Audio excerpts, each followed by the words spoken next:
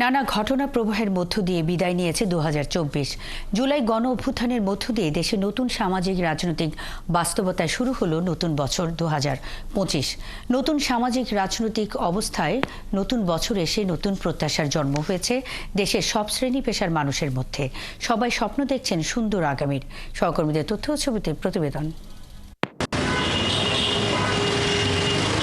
নতুন বছরে নতুন করে আশায় বুক বেঁধেছে বরিশালের মানুষ। তারা বলছেন এই বছর মানুষে মানুষে সম্প্রীতি, সৌহার্দ্য আর ভ্রাতৃত্বের বন্ধন আরও দৃঢ় হবে। কালার এক্সপার্ট, জর্জ স্যাপ এবং মাইল্ড অন হ্যান্ডস টেকনোলজি সমৃদ্ধ অরিক্স ক্রিস্টাল ওয়াশ আপনার লন্ড্রি এক্সপার্ট। অর্থনৈতিক একটা খারাপ অবস্থা আমাদের সবারই যাচ্ছে। ব্যক্তি হিসেবে আমি সেই অর্থনৈতিক মুক্তি চাইতেছি। ২০২৪ সালে আমি অনেক কিছু সাফার করছি, জানি এই বছর আমার সাফার না করা লাগে। রাজশাহীতে দিনমজুর থেকে শুরু করে ক্ষুদ্র ব্যবসায়ী সবাই চান সন্ত্রাস, চাঁদাবাজ, যানজট, হয়রানি মুক্ত সমাজ, যেখানে কোনো হিংসা প্রতিহিংসা থাকবে না। দেশটা স্বাভাবিক হোক, মারামারি হানাহানি না থাকুক, আমরা ডাল ভাত খেয়ে বেঁচে থাকতে চাই। সুস্থভাবে সুশৃঙ্খলভাবে আমরা দেশটা চাই, যেন দুর্নীতি মুক্ত দেশ চাই।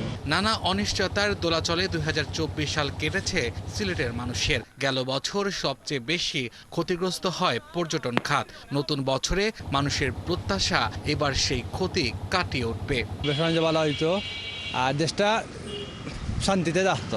এই বছরটা যেন খুব সুন্দর মতে আসে, খুব শান্তি সম্পূর্ণভাবে যেন বছরটা আমরা চলতে পারি। বাজার নিয়ন্ত্রণে কার্যকর পদক্ষেপের দাবি ময়মনসিংহের মানুষের। তাদের প্রত্যাশা নিত্যপণ্যের দাম সকলের নাগালের মধ্যে থাকবে। সাধারণ মানুষ হিসাবে আমরা তো চাবো যে আমরা একটু শান্তিতে থাকবো, নিরাপদ থাকবো। দেশের ভালো হোক, এটা সবাই চায়, সেটা যেই আসুক, এইটা আমরা চাই।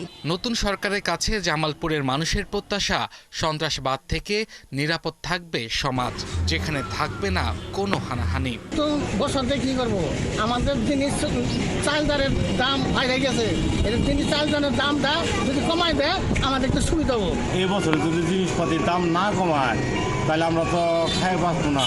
মানিকগঞ্জের মানুষের দাবিও একই রকম। তারা চান নতুন বছরে চাঁদাবাজি থাকবে না। দেশে সবাই শান্তিভাবে বসবাস করুক, দ্রব্যমূল্যের দাম কমতি হোক, দেশের অস্থিতিশীল যেন ঠিক হয়ে যায় এবং সুন্দর একটি নির্বাচনের প্রত্যাশা করি। ২০২৫-এ সামাজিক, শিক্ষা, স্বাস্থ্য, সংস্কৃতি সহ সব ক্ষেত্রে দেশ আরও এগিয়ে যাবে এমন প্রত্যাশা সবার। আব্দুল আল মামুন, ৭১।